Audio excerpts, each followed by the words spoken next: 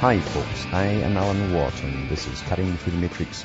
But there's one thing, Alan, I've been wanting to ask you for years because I've been listening to you for a long time. How do you feel about George Orwell? Was he a good guy? Was he a bad guy? Was he one of us, one of them, or was he a mixture of both? He had been brought up, of course, as a hereditary bureaucrat. Really, his family were bureaucrats, and he had a top position as a young man in Burma and other places as well, looking over massive plantations. Britain in his day, and people don't realize that Britain still ran the opium trade. It was all royal families, and the members of only royal families that were allowed, that were actually the owners of it. And his father ran the Burma Opium Company. This didn't come out. Nobody knew about it. They thought it was done away with in Britain until a politician called Thompson stood up in Parliament in the early 1920s and says, I just found out, but what's the British Opium Company? And when they opened it up, it was a crown corporation that only members of the royal family had shares in. And they were using the British taxpayer and their armies to police these things and make sure the plantations ran well. So Orwell took over from his father to an extent for a short period of time. Then he came back, and he'd been trained to be a revolutionary in the same mode as the Cecil Rhodes Group of expanding the British Empire for the greater good, etc., etc. And he went off, as you know, to fight in the Spanish War, Civil War. And he came back and talked in the socialist circles he'd talked to before, and the people turned their backs on him when he said that because they'd all been brainwashed to believe that communism was the same as socialism and for the working man's rights. He says nothing to do with that whatsoever. They didn't want to hear that. He also said in one of his books that he couldn't understand why they kept wanting to push curse words and sexual curse words all through their writings. They wanted the right to do this back then. And he said no. He says, why degrade society? Then he caught on that the whole agenda they were getting paid for was to totally degrade society, in order to destroy it and bring in a new society. So he did turn against them towards the end, and he did come out with 1984 to explain what that was all about, plus Animal Farm, which is excellent when you actually read the book. Don't bother with the cartoon stuff. Read the book. Because he shows you all the cons they use with the use of terminology and changing terminology gradually, etc. And you don't even notice it's happened. But he went off to an island off Scotland eventually as a recluse. He was paranoid at the time that the group that he used to work for were going to come and kill him, including their communist branches as well, because they ran all sides from the Royal Institute for International Affairs, by the way. And he went down to meet the boat every other week or month when it came in to watch whoever came off it, because he was absolutely certain they were going to try to kill him. And this was kind of verified to an extent, because he had tuberculosis, and when he ended up in hospital, almost a closed shop type hospital, his friends had to rescue him because he was dying in the hospital, because they were giving him the streptomycin without the supplementary drug that must go with it. If you don't get the drug with it, you can die very quickly from these intramuscular streptomycin injections and hemorrhaging and so on. So they pulled him out to save his life. So he had turned against them in the end, for sure. Yeah. George Orwell talked about this ability to control vast herds of people in his book 1984.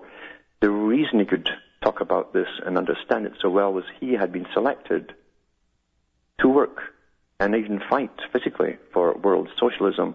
He was a member of a long lineage of bureaucrats, high-level bureaucrats for Britain. His father was in charge of the Burma Opium Company for the royal family, who owned it in the 1930s. And he had a very good education in university, the Ivy League type. He fought in Spain in the Civil War there. And when he came back, he went around the social circuits telling the people they'd all been conned, been fooled, and that world socialism was a big lie. And it was vastly different from the communism, as we've been told it was so similar to. And then all the lefties turned against him. He was given a job in the BBC during World War II in the Department of Propaganda. That's how he learned the skills of propaganda And his job, literally, he said himself, was to convince the average housewife that the junk they were getting as meat and food, because the rationing in World War II, was actually healthier for them and better for them. And they told them how to make new recipes up. In other words, we were changing reality, completely changing reality. And, of course, he met many of the other levels of propaganda that was running Britain at that time. And he realized that everything was distortion of perception, and it was all deliberate. He coined the terms doublethink, which is to know and not to know at the same time. To be conscious of complete truthfulness while telling carefully constructed lies. That's what bureaucrats and politicians do. You're conscious of complete truthfulness, but you tell carefully constructed lies. To hold simultaneously two opinions which cancelled each other out, knowing them to be contradictory and believing in both of them. We hear that all the time too. To use logic against logic, to repudiate morality while laying claim to it. They're always pretending they're so moral in their speeches. But we always see what they're really doing. And yet they'll still stand up for what they say, not for what they do. Remember what Toynbee said, we always refute with our mouth that which we do with our hands. And again, this strange phenomena, which again came out of the same group, Royal Institute for International Affairs, the World Bank, the Bank for International Settlements, the IMF, and all the other power structures we have across the planet, all the central banking system, and technocrats, of course, from technocracy, that are appointed over everything. This is what technocracy really was to be about, appointing people over social control systems. And money is a social control system, and the lack of it is too. You soon realize that, don't you, when you don't have any? But it's also a tremendous power policy, because those who lend the money can deny it in any country across the world. When even if they're starving or in famine or whatever, it can be denied unless they accept specific social policies that are mandated to them along with the loan. It's power, isn't it? It's all power. But again, that's what George Orwell knew. He fought on the socialist side in the Spanish War, and he caught on what they thought were the brothers that they had, because the propaganda in Britain was awfully good. Their brothers were the communists that were coming in, and when he realized what the communists were really like, eventually he was hunted, and he got out just in time, because there was assassinating competition. They didn't want what they call British type socialism. They wanted their own communism running the world, basically. That's the idea behind it at the time. So he escaped it, but he understood the dangers of even socialism. And when he got back and told them what was happening in the socialist clubs in Britain, they turned their back on him. He'd been a hero beforehand, and now they turned their back because he literally showed a different side of it than had been informed to the public. And they really didn't like that. And they also complained. They even you find so many academic writings about Blair, Orwell, and Huxley too, in universities, because they're always churning out more philosophers or whatever it happens to be, or different world manager types, really, who all do their little papers on these people of the past. And they're forever, ever breaking down the enigma of Orwell, because he wouldn't go along with the open sexual new morality of the socialism that they wanted, the abandon, the old idea that H.G. Wells was about, what was free love everywhere, and the state would take care of the problems. But Orwell wasn't for that. He still had clung to a traditional form of having a mate and family and all that kind of stuff. So they thought that was just terrible. In other words, he wasn't a true socialist, or he'd be the same, you see. That's what they thought. So they try to pick and pick if you just don't conform completely to what they want. It's never changed. But you'll find the same. You don't need the terms, even in academia, of people saying they're a socialist. You can tell by the fact they're going along with it all. The whole world agenda is to be controlled by experts. And they decide what an expert is. And they'll also decide what a problem is to have the experts. Yeah, well, it's a problem. We need experts for this problem. So they create they say they create the problems, and that's it. And it's just too easy to propagandize their agenda without ever explaining to the public the other side. There's always a side of everything on our side. You have George Orwell, Blair, who himself had been what would you call him, really? He invaded another country, Spain, with other groups to overthrow the governments, only to find out that the communist faction that he thought was their friends of socialists had other ideas and eventually had him marked down for assassination, because Orwell himself, or Blair, they tested him out. Communists always test people out, and if they're good, strong speakers, etc., and they have enough communist tendencies and stick to the rule book, they can use them. But if this person has the same ability to speak and can attract people and sway people's minds, but isn't totally on board with the total communistic agenda, then he will be an enemy. So they don't wait to see it happening. They eliminate him first. So he was marked down for elimination, and that's when he managed to get out of Spain. When he got tipped off, they were after him.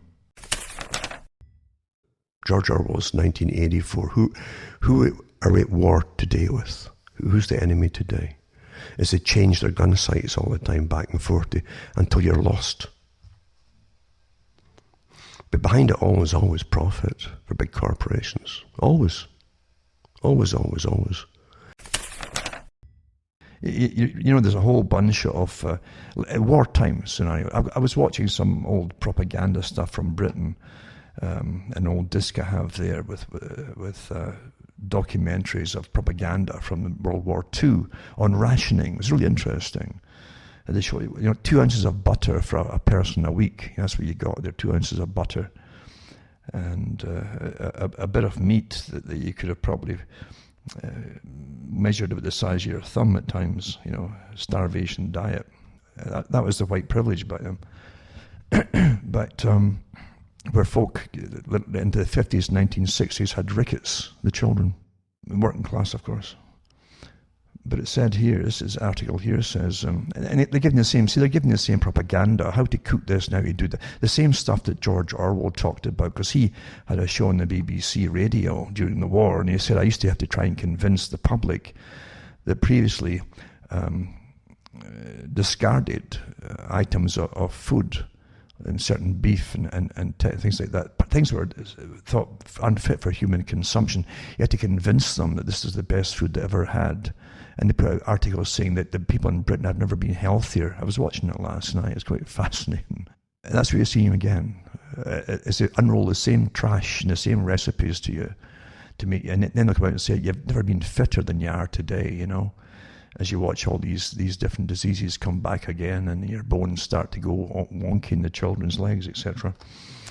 And they'll keep telling you how wonderful it is. Same kind of thing, same rubbish. George Orwell talks about it. Now, George Orwell is a mysterious man because he belonged to the upper middle class in an intergenerational family of workers for what they called the imperial system at that time, the British imperial system. And he also was trained in this strange progressive, they call it progressiveness, for instance, for those who don't quite understand it. Most folk can say it all the time, but don't really understand what they mean. To be progressive, you must be progressing towards something that's already drafted out to be coherent and meaningful. But it's never told to the public what they mean by that. When the upper middle class are for it, you got to stop and think a minute here. The whole idea of managing the general population, the so-called working class types, called The Proles by George Orwell, from the proletariat, basically. He mentioned in his book 1984, that was published in 1948. And although the original title of the book that he wanted was The Last Man, meaning the last sentient human being who tried to put the little bits that he knew into action in a very, very small scale and suffered the consequences. The idea being, as O'Brien, who tortures him, says in the story, he says, if you were a man, Winston, then you're the last man. The idea that through scientific techniques and mass data collection and so on every single individual, constantly, they would know who would be a problem before it even became a problem, and they deal with it. That's pretty well where we are today, isn't it? And there's a little bit of a spat between Orwell and Aldous Huxley. Huxley, long before, in the 1930s, 1933 I think it was, came up with Brave New World, where he had less of a totalitarian system being overt. It used more covert means to manipulate the people who were already genetically modified into the division of labor from the very top, who were alphas and so alpha pluses and all that, right down to the bottom level of the workers. So they're designed for the particular work they'd have to do. That's not far-fetched at all, because that's where we're going. The spat between Orwell and Huxley was really that Orwell was shaped by the big totalitarian movements of his day, the overtly totalitarian movements like the communist or Bolshevik revolution, which turned into the Soviet system, communism, where democracy was abolished altogether, although they often call themselves the free and democratic state of so-and-so and so-and-so. There was no real democracy there. It was run by the dictatorship of the proletariat, which meant you had a dictator on top of you rather than off the people. It was a dictatorship over the people. And of course, the 1920s and 30s into the 40s was full of that kind of stuff. The whole idea that the elite were on board with totalitarianism and the supposed opposition of the elite, which is to work together in tandem with Hegelian dialectic to get the same goals achieved. The technique was to use revolution and running the takeover and put experts in to run the world properly. That's never gone away. Today it's dressed up in business suits. It's given fancy titles with United Nations, things like that. But it's still as strong today as it ever was. People can't recognize it simply because they don't wear the uniforms when you come on television as your prime minister or your president. You don't see yourselves or think of yourselves as being brainwashed because it's constantly drummed into you. You live in a free society.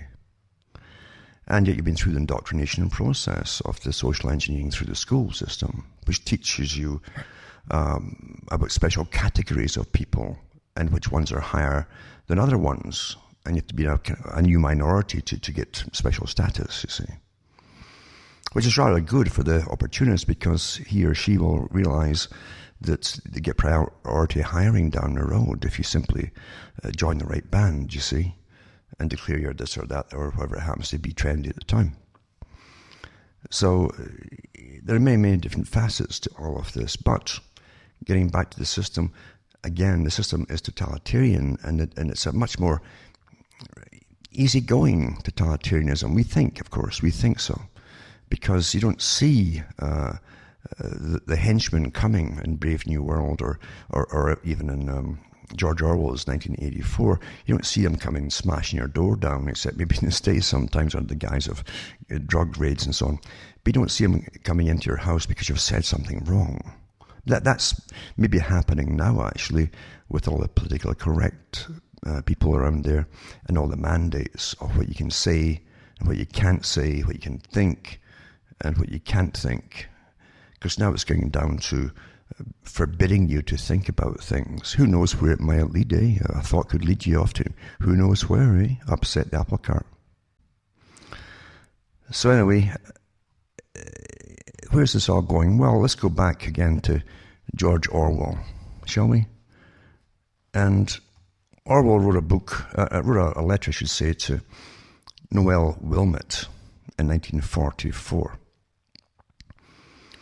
He says, "Many thanks for your letter. You ask whether totalitarianism leader worship, etc. And that's what totalitarianism is. I don't care if it's been put across by the big superstar creating mechanism and machinery for politicians that wear business suits or even casuals. And that's how they brought his dad out, Trudeau's dad, at one time with his big wide-brimmed hat. He was a new trendy type of leader for the era. And it doesn't matter, as long as it's not uniform, you see. So anyway, whether totalitarianism, leader worship, etc. are really on the upgrade and instance the fact that they are not apparently growing in this country and the USA. This is during World War II. He said, I must say I believe or fear that taking the world as a whole, these things are on the increase. Hitler, no doubt, will soon disappear. They knew that back then. But only at the expense of strengthening A, Stalin, the Soviet communist totalitarian state, B, the Anglo-American millionaires, and C, all sorts of petty Führers of the type of de Gaulle. That was General de Gaulle of France. All the national movements everywhere, even those that originate in resistance to the German domination, seem to take non-democratic forms, to group themselves around some superhuman Führer, such as Hitler, Stalin, Salazar, Franco, Gandhi, De Valera of Ireland. They're all varying examples. That's what they were doing at the time. The press was really building them up into superstar status, all the dictators, and to adopt the theory that the end justifies the means. That still runs true today. You're not running under democracy. You're simply brainwashed that you are. Everywhere the world movement seems to be in the direction of centralized economies which can be made to work, in quotation marks, in an economic sense, but which are not democratically organized, and which tend to establish a caste system. Caste system is a class system, you see. With this go the horrors of emotional nationalism and the tendency to disbelieve in the existence of objective truth, because all the facts we have to fit in with the words and prophecies of some infallible Führer. Already history has in a sense ceased to exist. That is, there's no such thing as a history of our own times which could be universally accepted. And the exact sciences are endangered as soon as the military necessity ceases to keep people up to the mark. Hitler can say that the Jews started the war, and if he survives, that will become official history. He can't say that 2 and 2 are 5 because for the purposes of, say, ballistics, they have to make 4. But if the sort of world that I'm afraid of arrives, a world of 2 or 3 great superstates which are unable to conquer one another, 2 and 2 could become 5 if the Führer wished it. That, so far as I can see, is the direction in which we're actually moving, though, of course, the process is reversible. As to the comparative immunity of Britain and the USA, whatever the pacifists, etc., may say, we have not gone totalitarian yet. And this is a very hopeful symptom. I believe very deeply, as I've explained in my book, The Lion and the Unicorn, in the English people, and in their capacity to centralize their economy without destroying freedom in doing so. But one must remember that Britain and the USA haven't been really tried. They haven't known defeat or severe suffering. And there are some bad symptoms to balance the good ones. To begin with, there's the general indifference to the decay of democracy. This is back in World War II. Do you realize, for instance, that no one in England under 26 years of age now has a vote? And that so far as one can see, the great mass of people of that age don't give a damn for this. You think the techniques of keeping us dumb and stupid and indifferent are new? Of course they're not. They've been used, but things that work are never tossed out by those who rule. And most folk are still the pros in every age, you see. They kept worrying and scurrying and having the occasional beer in the pub or wherever it happens to be, and they feel they're alive, yada yada, and they don't really know what's going on. And as they up to the age of 30, they're simply chasing sex today more so than ever. And they're encouraged that way. It's been created for them to do so. Anyway, so secondly, there's the fact that the intellectuals are more, and this is very important, Secondly, there is the fact, remember I told you many, many times, that on board in the scientific system to run ours at all are the intellectuals and intelligentsia in universities and so on. It's the fact that the intellectuals are more totalitarian in outlook than the common people. On the whole, the English intelligentsia have opposed Hitler, but only at the price of accepting Stalin. Most of them are perfectly ready for dictatorial methods, secret police, systematic falsification of history, that's happening all the time now, as long as they feel that it is on our side. Indeed, the statement that we haven't a fascist movement in England largely means that the young at this moment look for their Führer elsewhere. One can't be sure that won't change, or one can't be sure that the common people won't think 10 years hence as the intellectuals do now. I hope they won't, I even trust they won't, but if so, it will be at the cost of a struggle. If one simply proclaims that all is for the best and doesn't point to the sinister symptoms, one is merely helping to bring totalitarianism nearer. And he goes on to talk about, he says, you also ask if I think the world tendency is towards fascism. Why do I support the war? It's a choice of evils. I fancy nearly every war is that, a choice of evils. I know enough of British imperialism not to like it, but I would support it against Nazism or Japanese imperialism as a lesser evil. Similarly, I would support the USSR against Germany because I think the USSR cannot altogether escape its past and retains enough of the original ideas of the revolution to make it a more hopeful phenomenon than Nazi Germany. I think and have thought ever since the war began in 1936 or thereabouts that our cause is the better, but we have to keep on making it the better, which involves constant criticism. So you glean little bits of what he knew back then, that the intelligentsia are on board with basically this whole totalitarian form of governing, not just the people of one country, but the planet, you see. And there's only one system runs the world and runs all the different parties and plays the game, you see, on us. And when you go through that too, you find out that how many folk knew that you couldn't vote in Britain back in 1944 until you were 26 years of age. And again, it's talking about the memory hole for history, how they keep changing it. All you hear is from, again, most folk get their what they think is history from the History Channel nonsense, totally updated for the times we're living in today, or in movies. And they think it was all about suffragettes. They think, oh, but they got the vote for women long, long before. Oh, and here you go. So it just shows you how misinformed we really are.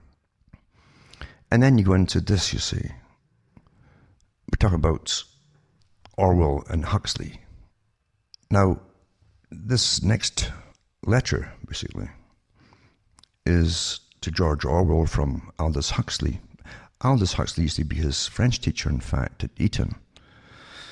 And he wrote Brave New World. Actually, it was 1931 it came out. So he had a different look on how we could be all cajoled and guided into this new system of totalitarianism, whereas George Orwell still saw the totalitarian movements, the massive armies and uniforms and uniform leaders and so on. So he disagreed with how it could be brought in, this whole system.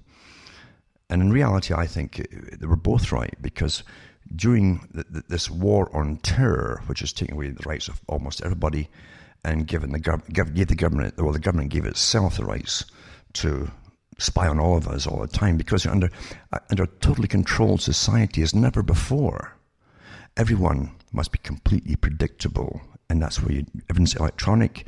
It's updated every day by you, and the big boys have got complete personality, daily profiles updated on you by yourself. So you're predictable. Anyway, here's the letter from Huxley. It says Huxley starts off the letter praising the book to Orwell, describing it as profoundly important. He continues that the philosophy of the ruling minority in 1984 is a sadism which has been carried to its logical conclusion by going beyond sex and denying it. Then Huxley switches gears and criticizes the book, writing, whether in actual fact the policy of the boot on the face can go on indefinitely seems doubtful. My own belief is that the ruling oligarchy will find less arduous and wasteful ways of governing and of satisfying its lust for power. And these ways will resemble those which I describe in Brave New World. Basically, while praising 1984, Huxley argues that his version of the future was more likely to come to pass. And so that you wouldn't, by scientific means, you see, it won't be the boot standing on your face forever and stomping you forever. It'll be a kind of a nice furry moccasin or something, you see. And you won't recognize it as such for what it really is. Still, in other words, the intent is just the same, and the results are even more efficient because you cooperate then, you see. In Huxley's seemingly dystopic world state, the elite amuse the masses into submission. That's a very good expression. Massive entertainment and so on. With a mind-numbing drug as well called soma, and an endless buffet of casual sex. Does that ring a bell? Orwell's Oceana, on the other hand, keeps the masses in check with fear, thanks to an endless war, like war forever, under terrorism, and a hyper-competent surveillance state. At first blush, they might seem like they're diametrically opposed, but in fact, an Orwellian world and a Huxleyan one are simply two different modes of oppression. But actually they're combined at the moment before they go into the complete invisible one, you see. Obviously, we are nowhere near a dystopic version, but the power of both books is that they tap into our fears of the state. While Huxley might make you look askance at The Bachelor or Facebook, Orwell makes you recall in horror at the government throwing around phrases like enhanced interrogation and surgical drone strikes. And I'll put the link up for that too. Actually, the whole letter to Orwell is awfully good. Actually, I will read the letter because it's too interesting. So it was very kind of you to tell your publishers to send me a copy of your book. It arrived as I was in the midst of a piece of work that required much reading and consulting of references. And since poor sight makes it necessary for me to ration my reading, I had to wait a long time before being able to embark on 1984. Agreeing with all that the critics have written of it, I need not tell you yet once more how fine and profoundly important the book is. May I speak instead of the thing with which the book deals? Now listen to this too. This is from Aldous Huxley. The ultimate revolution. Now, don't forget that. The first hints of a philosophy of the ultimate revolution. The revolution which lies beyond politics and economics, and which aims at total subversion of the individual psychology and physiology, are to be found in the Marquis de Sade, who regarded himself as the continuator or the consummator of Robespierre, and Babeuf. The philosophy of the ruling minority in 1984 is a sadism which has been carried to its logical conclusion by going beyond sex and denying it. And he goes on to the boot in the face and so on. My own belief is that the ruling oligarchy will find less arduous and wasteful ways of governing and of satisfying its lust for power. And these ways will resemble those which I described in Brave New World. I have had occasion recently to look into the history of animal magnetism. He's talking about hypnosis and so on. And how to indoctrinate people through even sleep and so on. It's much like the de-patterning and so on that was carried out by Cameron in Canada at the time, which got a lot of press later on, of course. That was MK Ultra, of course.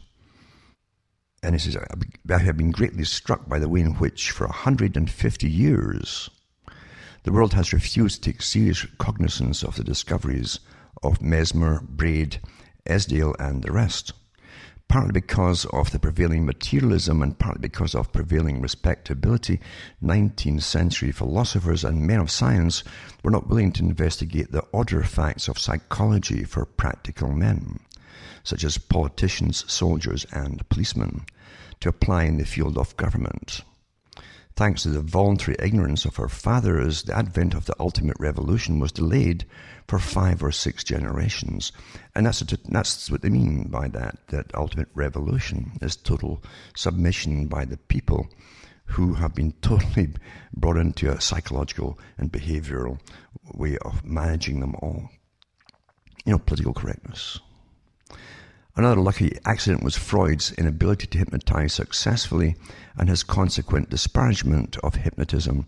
This delayed the general application of hypnotism to psychiatry for at least 40 years, but now psychoanalysis is being combined with hypnosis, and hypnosis has been made easy and indefinitely extensible through the use of barbiturates drugs, which induce a hypnoid and suggestible state in even the most recalcitrant subjects. Now remember too that this is a very old letter, and he knew of people who were testing other means of altering what we think and through the brain. In Tavistock, for instance, he talks about that much later, not in this letter, where they actually put wires and electrodes in folks' brains. And then you had Delgado as well, doing it remotely by implants. And this famous one was a bull, and of course, but he was actually doing it with people too, with men, prisoners, and so on, and some from the military. So, and now, of course, we have Brzezinski yapping in the 1970s and the Technotronic era, between 2 ages and so on, the Technotronic era chapter of how electromagnetic signals can pulse through the air will affect the moods of people and control behavior and so on. Wi-Fi is everywhere now. And it says, with the next generation, I believe that the world's rulers will discover that infant conditioning, well, that's already here. It's done totally. And narco-hypnosis are more efficient as instruments of government than clubs and prisons, and that the lust for power can be just as completely satisfied by suggesting people, suggestion, you see, into loving their servitude, as by flogging and kicking them into obedience. In other words, I feel that the nightmare of 1984 is destined to modulate into the nightmare of a world having more resemblance to that which I imagined in Brave New World. The change will be brought about as a result of a felt need for increased efficiency. Meanwhile, of course, there may be a large-scale biological and atomic war, in which case we'll have nightmares of other and scarcely imaginable kinds. So, just reading the letters and exchanges from people who mixed with an upper elite and who got lots of information and gossip at dinner tables and so on from the upper elites and all the different parties they attended. They knew a lot more, especially Huxley perhaps, in what was really being planned. From myself, Alan Watt, this good night to me, your God or your gods go with you.